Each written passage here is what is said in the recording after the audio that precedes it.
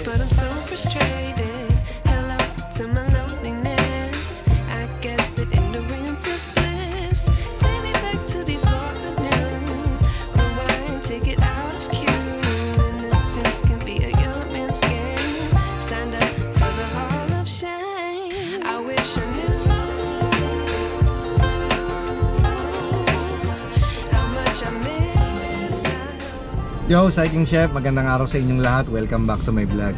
Katatapos lang po ng duty natin sa restaurant. Bali, on the way ako ngayon, meron akong pipikapin na item galing kay Sir Don ng Camelback Philippines. This coming Gravelton Gravel Race, I will be using this hydration pack from Camelback Philippines, the Camelback Chase Hydration Backpack.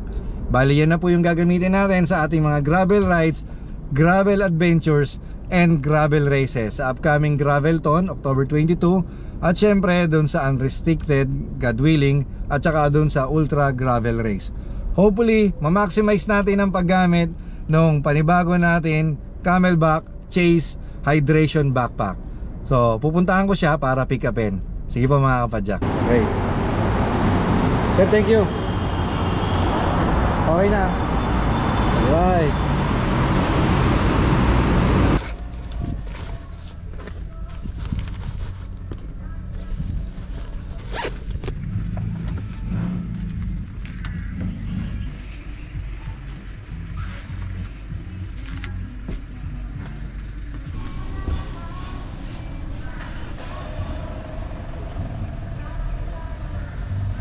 Baligamit na natin yung ating Chase na Camelback galing sa Camelback Philippines.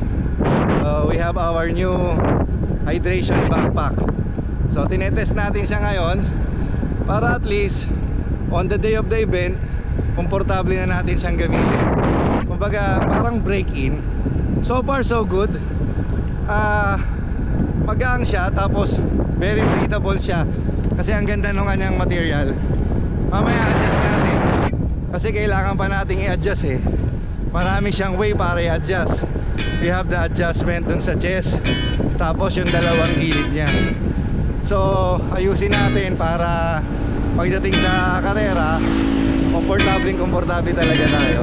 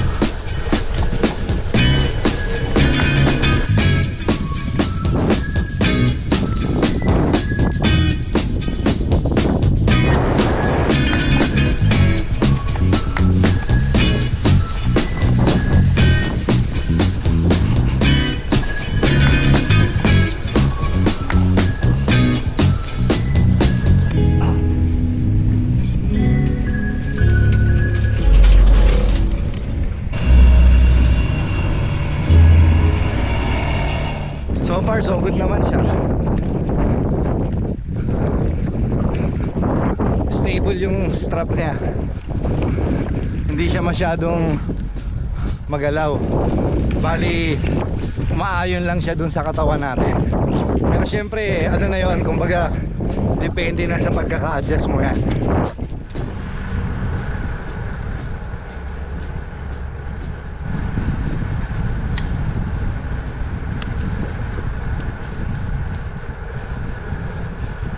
Ito lang yung nakikita kong downside niya. Dalawa kasi yung ano niya, hook niya eh. So ang ginagawa ko, isa lang yung hinuhook ko para mas madaling i-access at mas madali tayo makakainom. Kasi pagka dalawa medyo mahirap siyang tanggalin, lalo na kung nasa off-road ka o nasa ride. Bali, pero meron isang solution din akong nakikita, available naman sa website ng Camelback Philippines, pati sa Lazada, yung magnetic na ilalagay mo dun sa hose. So meron siyang mas madaling solution. Pwede kang umorder, gaya ko, nag-order na ako ng magnetic, para kapag iinom ka, tatanggalin mo na lang siya, hindi mo na kailangang tanggalin sa hook.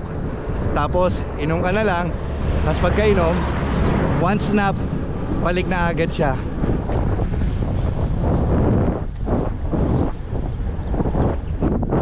One more thing to consider pagka you're on a market for a hydration backpack. Bali, itong Camelback Chase, meron siya mga zipper for your mobile phone. Doon sa ibang mga competitors, bibili ka pa ng additional attachment para magkaroon ka ng lagayan ng mobile phone. Pero ito, bukod sa mga lagayan sa likod, papakita ko sa inyo mamaya, meron na siyang zipper for your mobile phone. Tapos meron pang ilang mga bulsa yan na easy access para sa mga gels na magagamit nyo. Kanina guys, sinabi ko na this bag is stable, pero syempre depende yun sa pag-a-attach mo. Bukod sa stable siya, balance din siya. Well, again, depende yon sa pagkaka-arrange mo ng mga strap nya.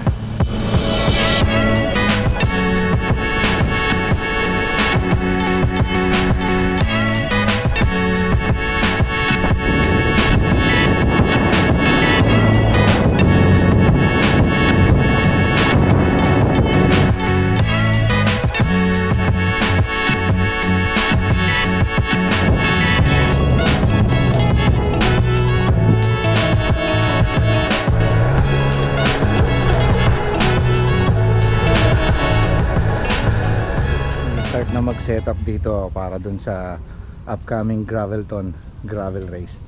Andito tayo sa Mimosa.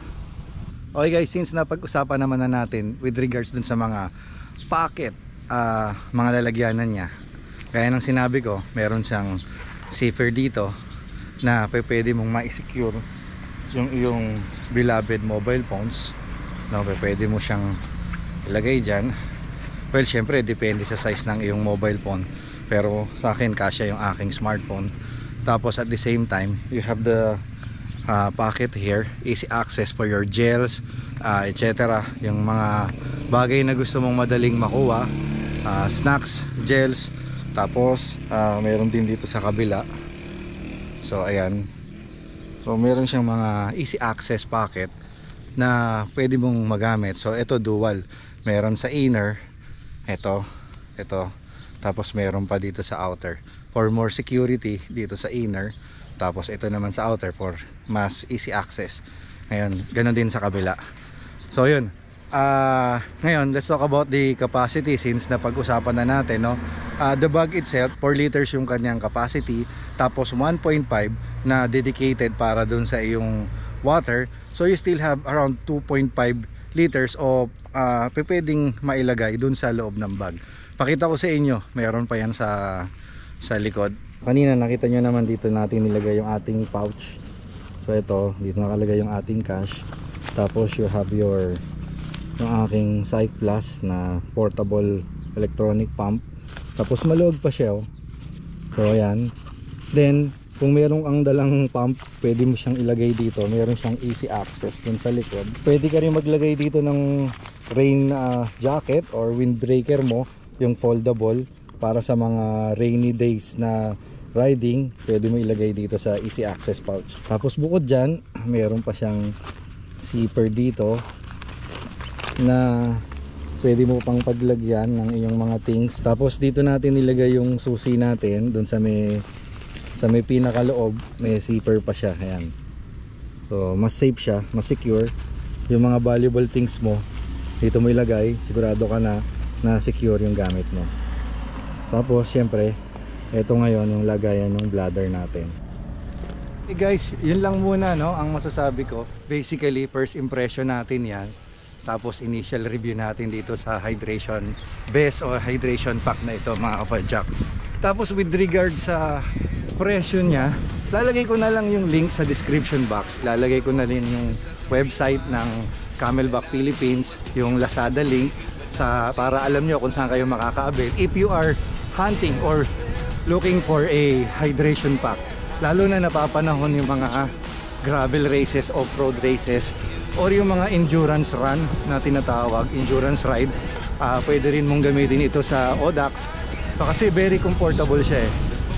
Siguro yan lang muna kasi first impression lang naman ito. Or next time, no, gagawa tayo ng in-depth review about this vest. And then, since nakagamit naman ako ng Uswe na hydration pack, i-compare natin siya sa Uswe. With regard sa kanyang weight, very decent yung kanyang weight. Pack only, it's around 285 grams. So yan lang, that's it guys.